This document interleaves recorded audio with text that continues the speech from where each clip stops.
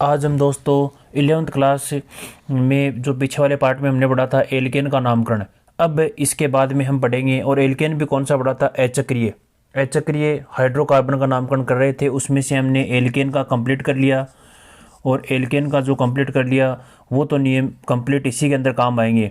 आपको केवल छोटा सा नियम और जोड़ना है, वो क्या करना, अब हम नामकरण करेंगे एल्कीन और एल्काइन का। तो हेडिंग डालो आप, एल्कीन और एल्काइन का नामकरण। और वही हम किस में करेंगे, आईयूपीएसी पद्धति में। तो हमने थोड़ा सा, मैं पीछे वाले वीडियो की बात करता हूँ कि हम एल्केन एल्केन एल्केन में एल्क तो क्या होता है कार्बन, और एन क्या होता है बंध। बंध भी कौन सा होता है, एकल बंध के लिए एन, द्विबंध के लिए ईन, और त्रिबंध के लिए क्या होता है आयन। ये शब्द बंध के अनुलग्न काम में लिए थे, उसी के आधार पर हमने नामकरण कर लिया। अब हम इस पार्ट के अंदर पढ़ेंगे एल्कीन और एल्काइन का नामकरण। अब आपको ये पता होगा, एक तो है एल्कीन, मैं नियम दोनों का साथ में लिखा रहा हूँ, उसके बाद में हम उदाहरण कर लेंगे ताकि आपको समझ में आ जाए एक साथ। एल्कीन और एल्काइन, एल्क के अंदर होगा ईन, बंध कौन सा होगा ईन, और पहले क्या होगा एल्क। एल्क का मतलब होता है कार्बन श्रृंखला, क्या होती है कार्बन श्रृंखला दोस्तों। और उसके बाद में ईन, ईन का मतलब कौन सा बंध होगा, द्विबंध। इसके बाद में एल्काइन, एल्क का मतलब क्या होता है कार्बन श्रृंखला, क्या होती है कार्बन श्रृंखला। और उसके बाद में आयन, आयन बताओ कौन सा बंध हो गया, त्रिबंध हो गया। इसको इंग्लिश में लिखते हैं YNE, और इसे लिखते हैं ENE। ये इंग्लिश में मैंने क्यों लिखा है, इसलिए लिखा है कि इसका अंग्रेजी में वर्णमाला ई से स्टार्ट होता है और ये होता है वाई से स्टार्ट। बस आपको इतना याद रखना है, यदि कार्बन श्रृंखला में त्रिबंध होगा, कौन सा बंध होगा, त्रिबंध होगा। या अब देखो उसमें एल्केन में हमने जो नियम पढ़े थे वो क्या पढ़ा था कि सबसे पहले लंबी से लंबी कार्बन श्रृंखला का चयन करते हैं, उसके बाद नंबरिंग करते हैं, प्रतिस्थापी समूह को देखकर एक ही प्रकार के प्रतिस्थापी समूह होते हैं उनका नाम लिख देते हैं, और एक ही प्रकार के दो या दो से अधिक होते हैं तो उनका मोनो, डाई, ट्राई और टेट्रा यूज में लेते हैं। उसके बाद में कार्बन श्रृंखला को नाम लिख देते हैं, और अंत में क्या लिखते हैं, बंध का अनुलग्न। अब इसमें हम कार्बन श्रृंखला लेंगे तो आपको ये लिखना है कि एल्कीन और एल्काइन का जो नामकरण करते हैं, इसमें जो कार्बन श्रृंखला लेंगे वो कार्बन श्रृंखला क्या होनी चाहिए, यदि कार्बन श्रृंखला में द्विबंध है तो द्विबंधित कार्बन श्रृंखला होनी चाहिए। भाई कार्बन, मान लीजिए ये कार्बन श्रृंखला है तो इसके अंदर ये द्विबंध है, तो इस द्विबंध को चाहे छोटी हो चाहे बड़ी हो, द्विबंध या त्रिबंध को इस कार्बन श्रृंखला में शामिल करते हुए लंबी से लंबी कार्बन श्रृंखला का चयन कर लेते हैं। आपको इतना ही ध्यान में रखना है, ठीक है। तो आप, और उसके बाद में उसी प्रकार से हम नामकरण कर लेते हैं, पहले प्रतिस्थापी समूह का नाम कर लेंगे, उसके बाद में कार्बन श्रृंखला का पुनर्लग्न कर लेंगे, और लास्ट में क्या करेंगे, वही बंध का अनुलग्न। यदि बंध द्विबंध है तो इन लगा देंगे, त्रिबंध है तो माइन लगा देंगे, और कौन से कार्बन पर है उस कार्बन की संख्या हम दिखा देंगे। अब आपको दोस्तों थोड़ा सा लिखना है कि नीचे लिखो एल्कीन तथा एल्काइन की विशेषताएं, 2-3 विशेषताएं कर लो, उसके बाद में एक नियम लिखाता हूं, और उसके बाद में मैं आपको उदाहरण करवाता हूं। तो नियम लिखो, हाँ नियम लिखो, पहले विशेषता लिखो, विशेषता में लिखो एल्कीन, एल्कीन में बंध द्विबंध होता है। फटाफट लिखो, एल्कीन में बंध द्विबंध होता है। नीचे लिखो द्विबंध का अनुलग्न, द्विबंध का अनुलग्न ईन होता है। नीचे तीर लगाकर लिखो एल्कीन को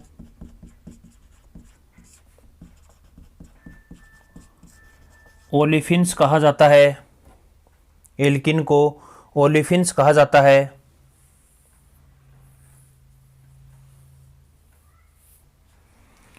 नीचे लिखो एल्काइन, एल्कीन कंप्लीट हो गया, विशेषताएं हो गई। अब नीचे लिखो एल्काइन, एल्काइन की विशेषता में लिखो एल्काइन में त्रिबंध पाया जाता है, त्रिबंध पाया जाता है। नीचे लिखो त्रिबंध का अनुलग्न आयन, त्रिबंध का अनुलग्न आयन होता है YNE, क्योंकि द्विबंध और त्रिबंध आए तो अंग्रेजी में पहले नाम किसका लिखेंगे, अंग्रेजी में जो वर्णमाला में पहले आएगा उसी का नाम लिखते हैं, इसलिए मैं अंग्रेजी में साथ साथ में लिखा रहा हूँ। YNE आइन होता है, लिख लिया आपने, ठीक है। अब नोट लगाकर नीचे लिखो, नोट लगाकर लिखो,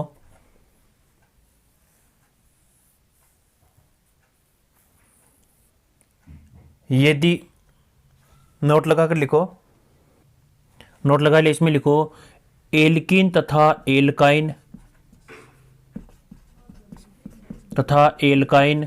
बताओ संतृप्त होते हैं या असंतृप्त होते हैं, असंतृप्त हाइड्रोकार्बन होते हैं दोस्तों। नीचे लिखो असंतृप्त हाइड्रोकार्बन होते हैं। तो आपको मैंने सारणी में ही बनवा दिया कि एल्किन और एल्काइन में द्विबंध और त्रिबंध होंगे तो वो क्या होंगे, असंतृप्त होंगे, वरना क्या होते हैं, संतृप्त होते हैं। अभी टोटल बात हम कर रहे हैं अचक्रीय यौगिकों की, विवृत श्रृंखला की, खुली श्रृंखला की। हम इसके बाद में पढ़ेंगे चक्रीय यौगिकों का हाइड्रोकार्बन। आपको ये ध्यान में, अब तक हमने जो पढ़ा है वो केवल पढ़ा है अचक्रीय हाइड्रोकार्बन का। किसका, अचक्रीय हाइड्रोकार्बन का। ये नोट तक यहाँ तक लिख लिया। तो अब आप नियम लिख लो। नियम मैं एक लाइन में लिखाता हूँ कि और टोटल तो नियम होंगे एल्केन के नियम। केवल आपको इतनी पहचान करनी है कि आपको उस श्रृंखला का चयन करना है जिसमें द्विबंध या त्रिबंध हो, ठीक है। और द्विबंध और त्रिबंध को कम से कम स्थान मिले। उसके बाद में आपको देखना क्या है, वही प्रतिस्थापी समूह देखना है। बात समझ में आ गई, वही क्या देखना है, प्रतिस्थापी समूह देखना है, ठीक है। द्विबंध को कम से कम स्थान मिलते हुए उसके बाद में क्या कर लेते हैं, हम प्रतिस्थापी समूह को भी देख लेते हैं, वो सूत्र के हिसाब से देख लेंगे। तो आपको लिखने की कोई आवश्यकता नहीं होगी। अब देखो मैं एक छोटा सा सूत्र लिखता हूँ, उस सूत्र के हिसाब से एल्किन का भी नामकरण हो जाएगा और एल्काइन का भी नामकरण हो जाएगा। यदि आपको कंफ्यूज हो कि द्विबंध और यदि त्रिबंध श्रृंखला में हो तो हम क्या करते हैं, द्विबंध और त्रिबंध दोनों को श्रृंखला में गिनते हुए हम क्या कर लेते हैं, कार्बन श्रृंखला का चयन कर लेते हैं। अब देखो दोस्तों, मैं पूरे के पूरे नियम आपको एक ही सूत्र में लिख दिया। देखो सबसे पहले आपको कार्बन श्रृंखला, हाइड्रोकार्बन श्रृंखला दिया, हाइड्रोकार्बन यौगिक समूह दिया हुआ होगा, उसमें हम नाम लिखते हैं। तो वही कंडीशन होती है, मान लेते हैं 2 कार्बन की श्रृंखला है। सबसे पहले मैंने 2 कार्बन की श्रृंखला ले ली, एक तो द्विबंध और एक दे दिया त्रिबंध। आपको कंफ्यूज बिल्कुल भी नहीं होगा। उदाहरण देखो, देखो यहाँ पर कितने हाइड्रोजन जोड़ते हैं, 2 संयोजकता। देखो प्रत्येक कार्बन के चारों तरफ कितने डंडे मान लेते हैं, सह संयोजक बंध को यहाँ पर डंडे से कम कितने होने, 4 के अलावा होते नहीं है। अब 4 डंडे हैं, 4 है। देखो इस कार्बन में 2 डंडे तो यहाँ पर आ गए, शेष कितने रहे, 2 डंडे। और दोनों डंडे, जो 2 डंडे शेष रहते हैं उन पर हम क्या जोड़ देते हैं, हाइड्रोजन परमाणु। क्या जोड़ देते हैं, हाइड्रोजन परमाणु। बताओ कितने आ गए, 2 यहाँ पर, 1 और यहाँ पर 1। अब देखो 2 उदाहरण है, एक द्विबंध युक्त और एक त्रिबंध युक्त। सबसे पहले दोस्तों आपको क्या करना है कि उस कार्बन श्रृंखला का चयन करना है जिसमें क्या हो, द्विबंध। देखो कार्बन और कार्बन के बीच क्या होता है, द्विबंध होता है। यहां पर भी क्या है, द्विबंध है। बात समझ में आ गई। अब देखो हम क्या करते हैं, उस श्रृंखला का चयन करते हैं जिसमें द्विबंध हो, इसमें भी क्या हो, द्विबंध। अब नंबरिंग हमेशा याद रखना, आगे द्विबंध और इसके पीछे वाला कार्बन गिनते हैं कि कौन से कार्बन पर द्विबंध होता है। देखो इस साइड से करते हैं तो आगे द्विबंध और पीछे वाला कार्बन पहले पर। यदि इस साइड से करते हैं तो 1 और 2। यदि इस साइड से नंबरिंग देते हैं तो अभी क्या है, 1 और 2। पहले पर ही क्या है, द्विबंध, आगे बंद और पीछे वाला कार्बन। इस साइड से करते हैं तो आगे बंद और पहले कार्बन पर क्या है, द्विबंध। तो नंबरिंग कोई सी साइड से भी कर से सकते हैं। इस साइड में बताओ 1 और 2, क्यों, क्योंकि त्रिबंध कौन से कार्बन पर आएगा, पहले पर ही आएगा, न कि दूसरे पर। क्यों, क्योंकि आगे द्विबंध और पीछे वाला कार्बन। इस प्रकार से गिनते हैं। तो बताओ यहाँ तक आपको समझ में आ गया। सबसे पहले कार्बन श्रृंखला का चयन करते हैं जिसमें क्या हो, द्विबंध या त्रिबंध। बात समझ में आ गई। ये सूत्र अलग है, ये सूत्र क्या है, अलग। अब उसके बाद में हम क्या करते हैं, प्रतिस्थापी देखो सूत्र में देखो संख्या प्रतिस्थापी समूह है। सबसे पहले प्रतिस्थापी समूह की संख्या दिखाते हैं, कौन से कार्बन पर है, इसमें कोई प्रतिस्थापी समूह है ही नहीं। तो ये बताओ यहाँ तक तो क्या जाए, कैंसिल। उसके बाद हम क्या करते हैं, कार्बन श्रृंखला का पूर्वलग्न। कितने कार्बन की श्रृंखला है, 2 की। बताओ कितने कार्बन की है, 2 की। 2 के लिए हम क्या लगाते हैं, एथ लगाते हैं।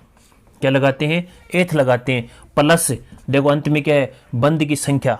बंध की संख्या मतलब कौन से कार्बन पर बंध जुड़ा हुआ है। बताओ पहले 2 कार्बन तक आपको संख्या नहीं लिखनी है, यदि 2 से अधिक होते हैं तो हम बंध की संख्या दिखाएंगे कि कौन से कार्बन परमाणु पर क्या है, बंध। तो बताओ, दो तक तो आपको कोई दिक्कत नहीं होगी। यदि 3 का उदाहरण करेंगे तो उसमें समझ में आ जाएगी बंध की संख्या क्या होती है। अब देखो, इसके बाद में एथ प्लस द्विबंध है। कौन सा बंध है, द्विबंध। तो बंध का अनुलग्न द्विबंध के लिए हम कौन सा शब्द यूज में लेते हैं, इन दोस्तों। तो नाम क्या हो गया, एथीन। क्या हो गया, एथीन। तो इसका नाम क्या हो गया, एथ प्लस इन। तो इस सूत्र का नाम क्या हो गया, एथीन हो गया। समझ में आया आपको। अब देखो, इसके बाद में इसी प्रकार 2 के लिए कौन सा शब्द यूज में लेते हैं, एथ प्लस, ये देखो 1 2 और 3, 3 डंडे दिखाई दे रहे हैं, मतलब त्रिबंध है। त्रिबंध का अनुलग्न क्या है, आयन। क्या है, आयन। तो दोस्तों नाम क्या हो गया, एथाइन। क्या हो गया, एथाइन। तो आपको समझ में आया होगा कि एथीन और एथाइन का नाम किस प्रकार से करते हैं। ये 2 उदाहरण, पहले तो ये सूत्र उतारो, उसके बाद में दोनों उदाहरण उतार लो। अब मैं और भी उदाहरण कराऊंगा। पहले तो मैं द्विबंध और त्रिबंध के अलग अलग उदाहरण कराऊंगा। इसके बाद में द्विबंध और त्रिबंध दोनों को सम्मिलित करते हुए हम क्या करेंगे, उदाहरण करेंगे। उसमें प्रतिस्थापित समूह भी होंगे। तो आप फटाफट इनको, इस सूत्र को और इन 2 उदाहरणों को उतार लो। ये तो उतार लो द्विबंध के लिए, और इस साइड में उतार लो त्रिबंध के लिए। उतारो।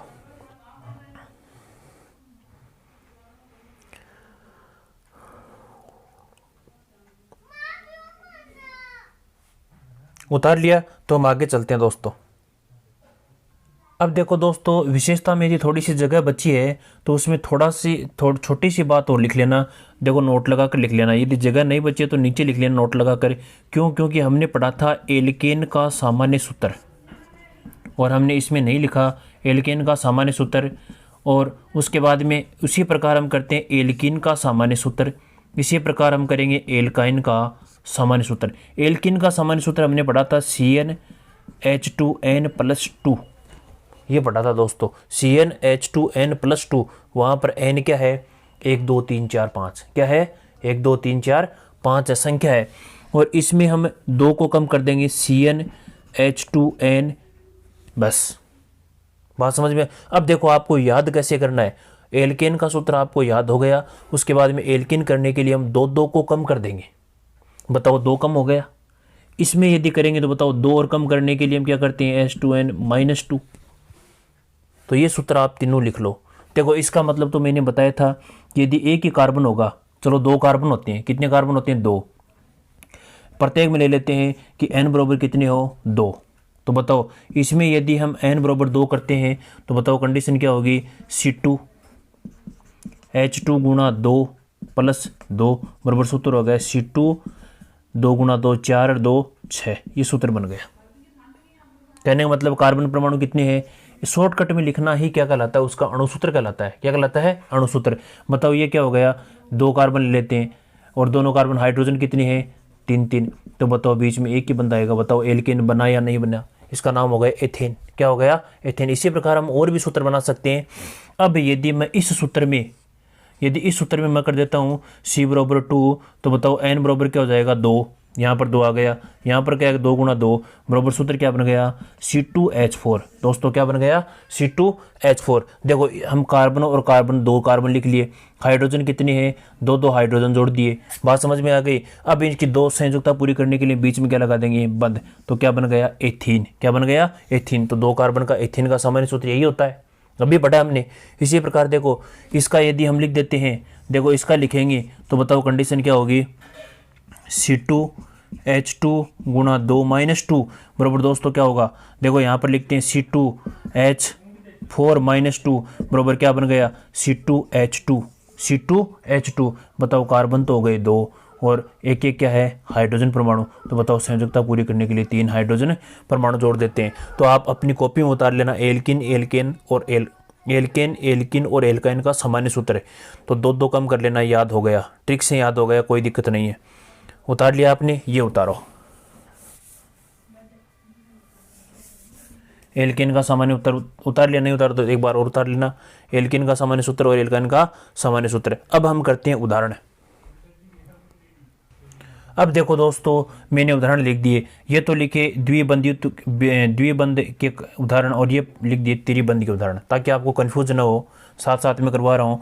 अब देखो, हम सबसे पहले लंबी से लंबी कार्बन श्रृंखला का चयन करते हैं। अब आपको करना ही केवल ये है कि द्विबंध ये है, तो द्विबंध की तरफ जाकर खड़े हो जाओ, 1 2 और 3। बताओ कितने कार्बनिक श्रृंखला हो गई, 3 कार्बन की। इस श्रृंखला में होना चाहिए द्विबंध। बताओ द्विबंध है,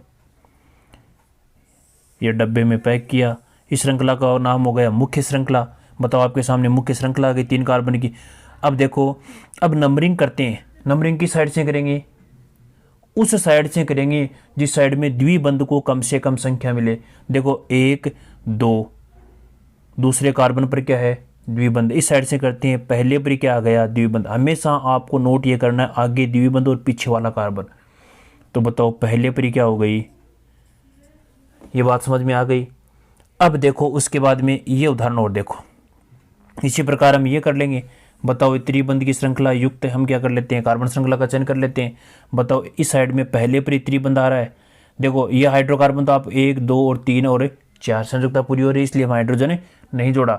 अब देखो 1 2, दूसरे कार्बन पर द्विबंध आएगा, इस साइड से करेंगे तो पहले पर आ जाएगा। तो दोस्तों आपको समझ में आया होगा। अब देखो द्विबंधित कार्बन श्रृंखला, तो ये तो प्रतिस्थापी समूह क्लोरो आप जानते हैं, तो बताओ ये कार्बन श्रृंखला हो जाएगी। अब आपके दिमाग में चल रहा है कि सर इस साइड से दूसरे कार्बन पर क्लोरीन है, लेकिन आपको तो पहले प्राथमिकता देनी है द्विबंध को। किसको देनी है? द्विबंध को। 1 2 और 3। इसके बाद में कंडीशन हो ये।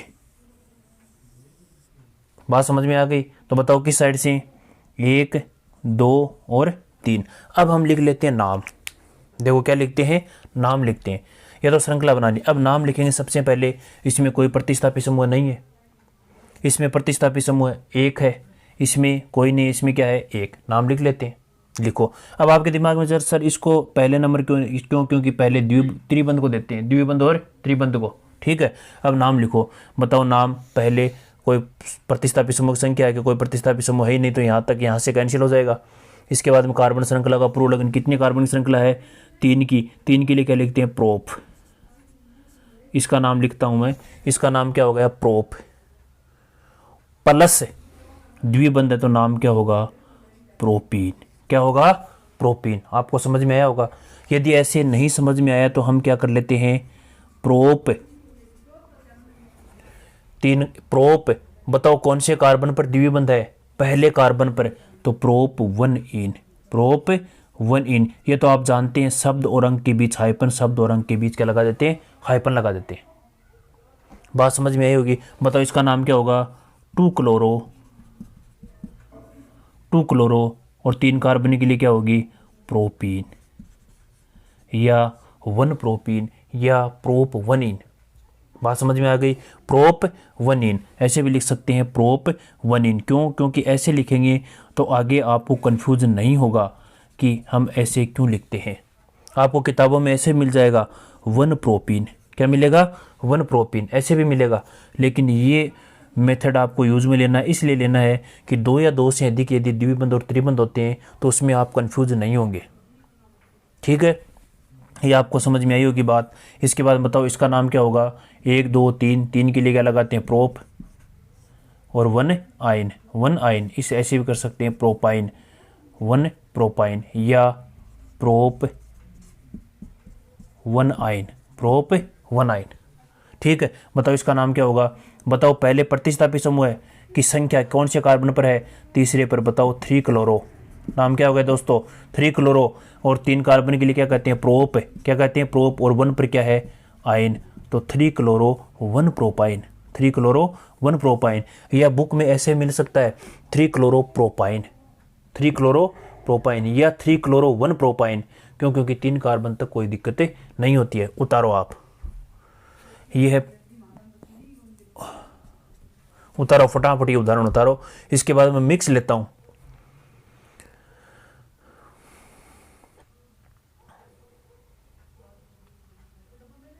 उतार लिया।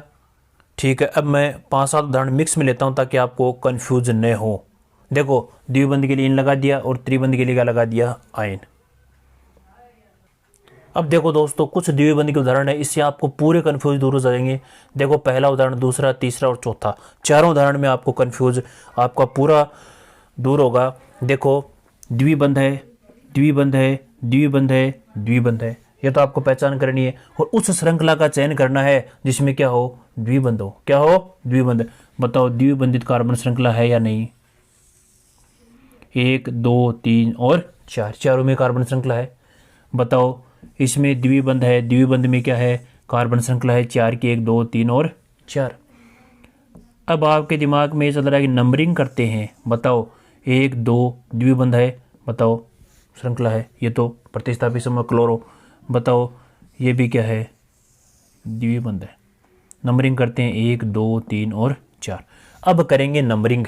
क्या करेंगे, नंबरिंग करेंगे। अब इसमें तो आपको दिक्कत ही नहीं है कि हम नंबरिंग उस साइड से करते हैं जिस साइड में द्विबंध को कम से कम संख्या मिले।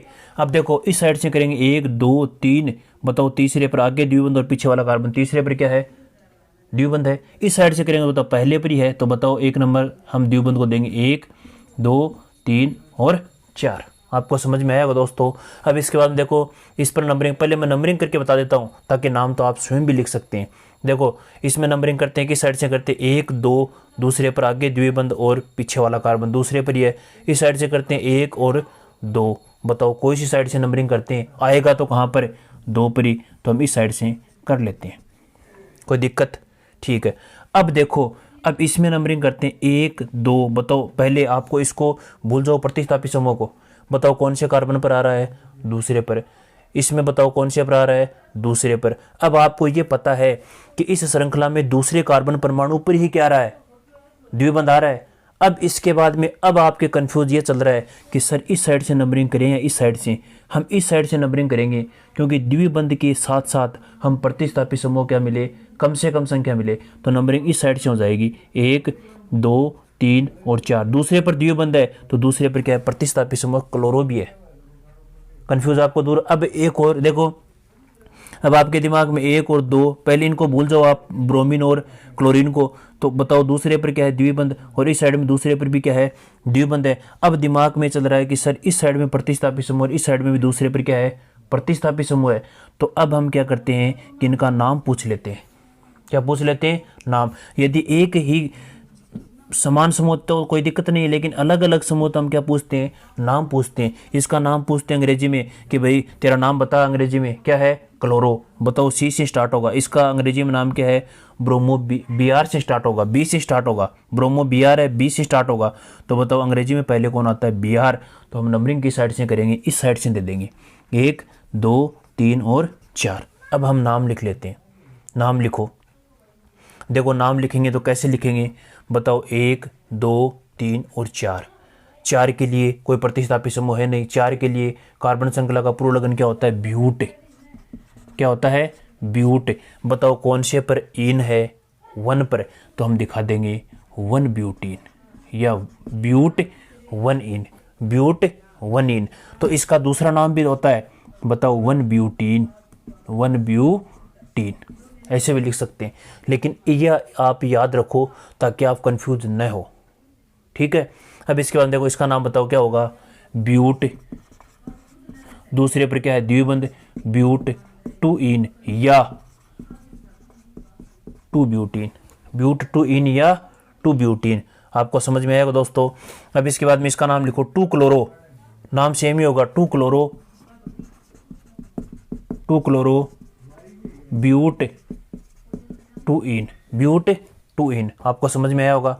अब देखो इसके बाद में ये लिख सकते हैं, बताओ 2 पर क्या है, ब्रोमो, 3 पर क्या है, क्लोरो। दोनों प्रतिस्थापी समूह का नाम लिख दिया संख्या लगाकर। इसके बाद में कार्बन श्रृंखला का पूर्व लगन, कितने कार्बन श्रृंखला है, 4 की। तो बताओ ब्यूट 2 इन या 2 ब्यूटीन, एक ही बात है, ब्यूट 2 इन या 2 ब्यूटीन। तो आपको समझ में आएगा दोस्तों। तो आपको ये मेथड ही आपको याद करना है ताकि आपको कंफ्यूज न हो। बुक में मैंने आगे वाला लिखा, ये भी लिखा हुआ मिलेगा, तो आप कंफ्यूज मत होना ताकि आपको ये पूरा डिटेल समझ में आ जाए। उतारो आप ही चारों उदाहरण, फटाफट उतारो।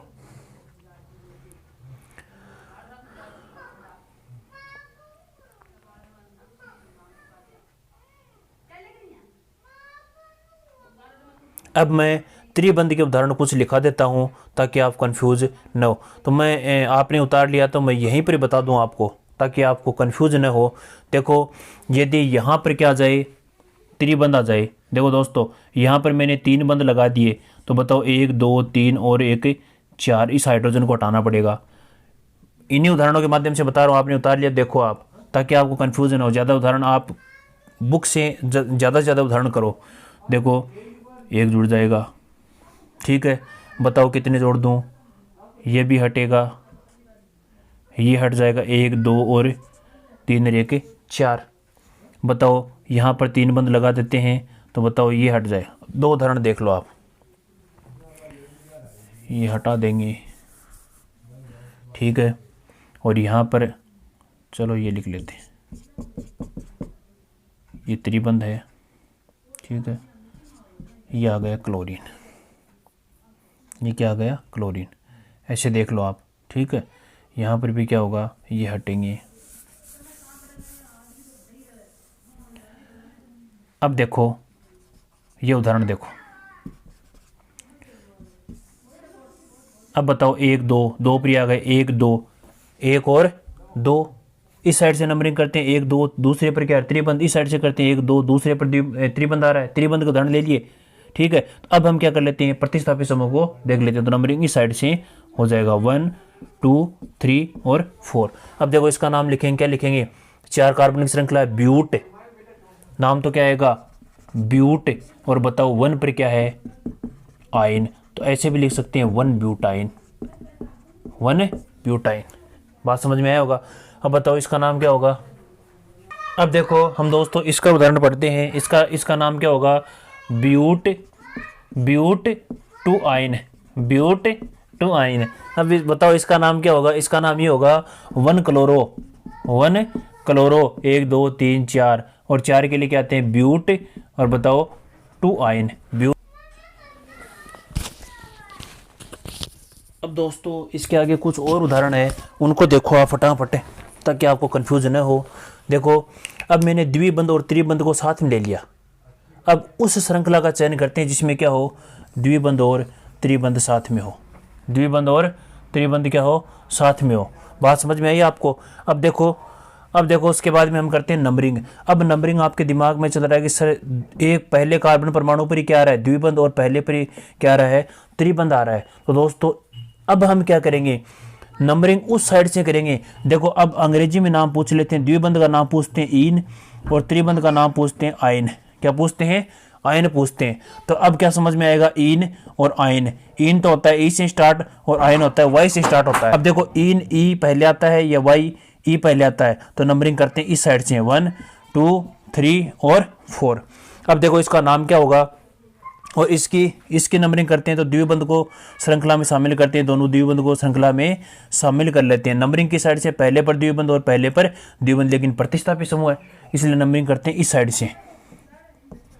बात समझ में आई, ठीक है। अब देखो ये त्रिबंध को श्रृंखला में शामिल कर लेते हैं, पहले पर त्रिबंध और इस साइड में पहले पर क्या है, त्रिबंध। तो नंबरिंग कोई सी भी साइड से कर सकते हैं दोस्तों। यदि प्रतिस्थापित समूह होता तो द्विबंध के साथ साथ हम प्रतिस्थापित समूह कह देते, कम से कम संख्या देते। ये आपको समझ में आया होगा। अब देखो हम क्या करते हैं, नाम लिखते हैं। बताओ कोई प्रतिस्थापित समूह है ही नहीं, तो हम क्या करते हैं, 4 कार्बनिक श्रृंखला को कहते हैं ब्यूट। क्या कहते हैं, ब्यूट। अब ये नहीं लिख सकते ब्यूटीन ब्यूटाइन, 2 बार कभी भी नहीं लिख सकते, इसलिए जो हमने जो फॉर्मूला अपनाया वो यहीं से एकदम सुपरफास्ट क्या होगा, लागू होगा। ये हो गया ब्यूट 4 कार्बन की। बताओ इन पहले आता है या आयन, इन पहले आता है, बताओ कौन से पर है, 1 इन और 3 आयन। दोस्तों समझ में आया होगा। दोनों बंधों की आपको संख्या दिखानी है, ब्यूट 1 इन 3 आयन, आपको समझ में आया होगा। अब देखो यहाँ पर इसका नाम क्या होगा, पहले प्रतिस्थापित समूह का 1 क्लोरो। बताओ 1 2 3 और 4 को कहते हैं ब्यूट, 4 क्या कहते हैं, ब्यूट। बताओ एक द्विबंध और एक द्विबंध, तो नाम तो हम एक ही लिखते हैं। यदि कम से कम 2 संख्या में द्विबंध हो तो उसके पहले हम क्या लगा देते हैं, डाई शब्द यूज में लेते हैं। तो बताओ 1 और 1 कितने हो गए, 2। बताओ कौन कौन से कार्बन परमाणु पर पहले पर जुड़ा हुआ है, और कौन से पर जुड़ा हुआ है, तीसरे पर जुड़ा हुआ है, पहला कोमा 3। बताओ 2 अंकों के बीच कोमा लगा देते हैं, 2 अंक है, एक ही नाम के हैं, तो बताओ कौन सा शब्द यूज में लेते हैं, डाई। 1 3 डाई, 1 3 डाई, और ये क्या हो गई, इन। 1 क्लोरोब्यूट 1,3 डाइन। तो दोस्तों आपको ये भी समझ में आया होगा। इसी प्रकार ये करते हैं, बताओ 1 2 3 और 4। 4 के लिए क्या लगाते हैं, ब्यूट। बताओ कौन कौन से पर, पहले पर और तीसरे पर, चौथे कार्बन परमाणु पर नहीं है, क्योंकि आगे द्विबंध और पीछे वाला कार्बन। पहले और तीसरे कार्बन परमाणु पर हम क्या लगाते हैं, 2A के नाम के, बताओ डाई आयन, डाई आयन। तो दोस्तों इस प्रकार से एल्किन और एल्काइन के हमने उदाहरण किए, और आगे वाली वीडियो में और भी उदाहरण करेंगे। और आपको प्रैक्टिस करने के लिए अपनी बुक के अंदर जितने भी उदाहरण है उनको कंप्लीट कर लेना। आपको समझ में आया होगा। थैंक्स, धन्यवाद।